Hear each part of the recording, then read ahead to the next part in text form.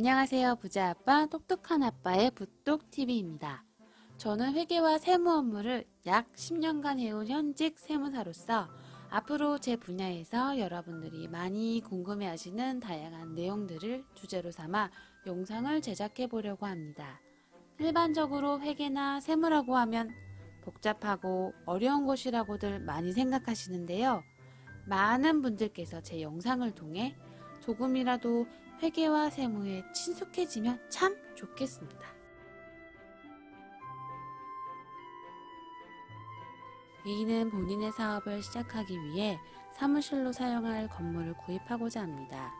총 3억 원의 건물을 구입했고 수중에 있는 돈 2억 원과 은행에서 빌린 돈 1억 원으로 지급을 완료했습니다. 여기까지 들었을 때 여러분들은 예시 속에서 자산, 부채, 자본을 구분하실 수 있나요? 이 영상을 끝까지 보시면 쉽게 구분할 수 있을 거예요. 이제는 재무제표가 무엇인지 살펴보겠습니다. 재무제표. 재무제표는 정보 이용자들에게 기업의 재무정보를 전달하는 가장 핵심적인 보고수단입니다. 보통 재무상태표, 손익계산서, 현금 흐름표, 자본 변동표를 이야기하는데요. 오늘 시간에는 재무제표 중에서도 재무상태표의 기본 요소인 자산, 부채, 자본의 정의와 상관관계에 대해서 알아보겠습니다. 특히 이들의 상관관계는 매우 중요하고 오늘의 주제와 같으므로 꼭 이해하시길 바랍니다.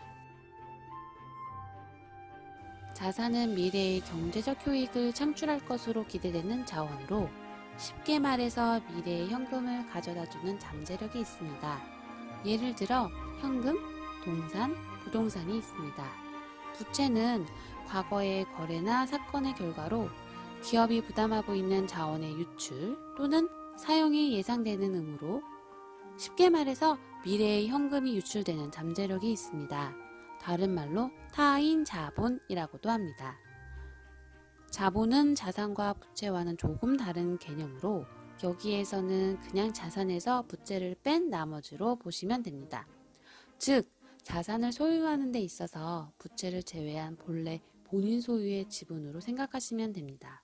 다른 말로는 순자산, 자기 자본이라고도 합니다.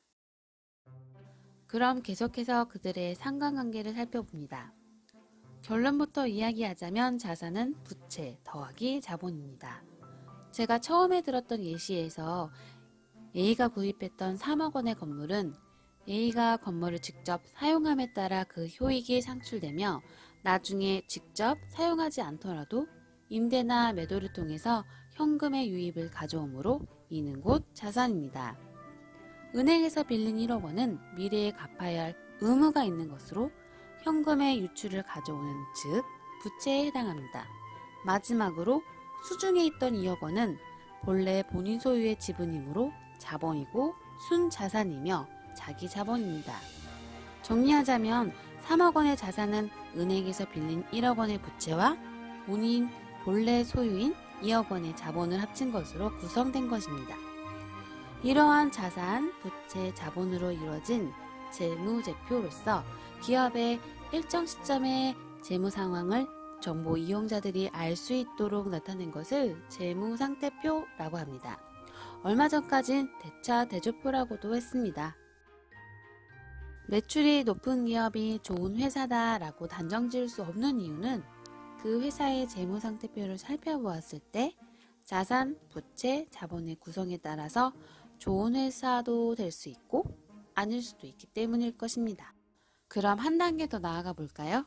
자산은 부채 더하기 자본에서 우리가 유추해낼 수 있는 것이 있습니다. 그 동호가 성립하기 위해서는 자산이 변동하면 부채 또는 자본도 함께 변동해야 한다는 점입니다.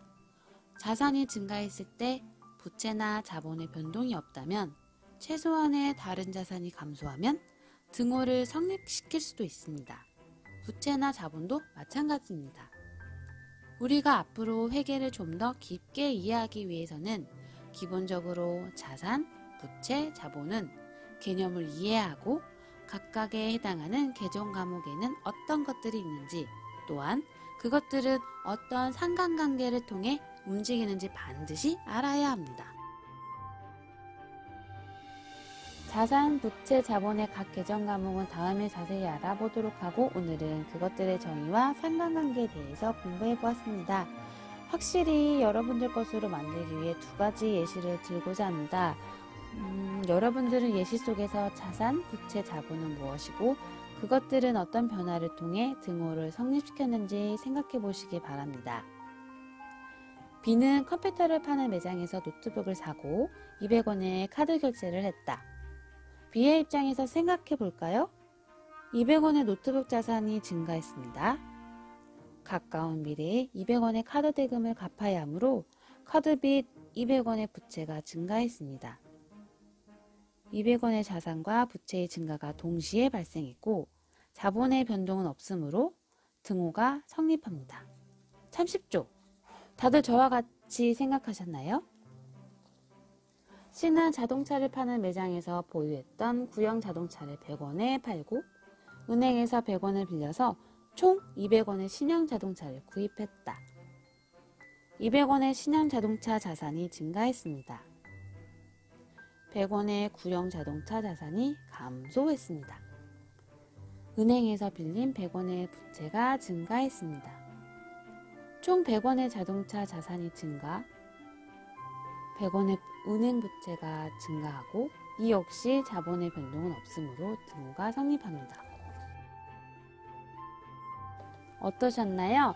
오늘 영상의 내용만으로 회계에서 다루는 자산, 부채, 자본을 모두 이해했다고 할 수는 없겠지만 그래도 조금 더 쉽게 회계와 친숙해지는 계기가 되셨나요? 오늘의 내용은 재무상태표를 이해하고 앞으로 회계를 공부하는 데 있어 가장 기초적이고 필수적인 내용이므로 되도록 반복 신청해서 반드시 숙지해야 합니다. 오늘의 핵심 내용 정리. 하나, 회계는 언제나 우리 곁에 있다. 둘, 재무상태표의 기본 요소는 자산, 부채, 자본이다. 셋, 자산은 미래의 현금 유입을 가져온다. 넷, 부채는 미래의 현금의 유출을 가져온다. 다섯, 자본은 자산에서 부채를 뺀 것이다. 마지막으로 여섯, 자산은 부채 더하기 자본이다. 처음 만든 영상이라 부족한 면이 많습니다. 계속해서 구독자 여러분들께 많은 도움이 될 만한 좋은 내용과 퀄리티로 찾아뵙겠습니다. 회계와 세금 관련해서 좀 더 알고 싶은 내용이 있다면 댓글로 적어주세요. 선별해서 영상을 열심히 준비하도록 하겠습니다. 오늘 영상이 도움이 되셨다면 좋아요, 구독 부탁드립니다. 끝까지 시청해 주셔서 감사합니다. 또 만나요.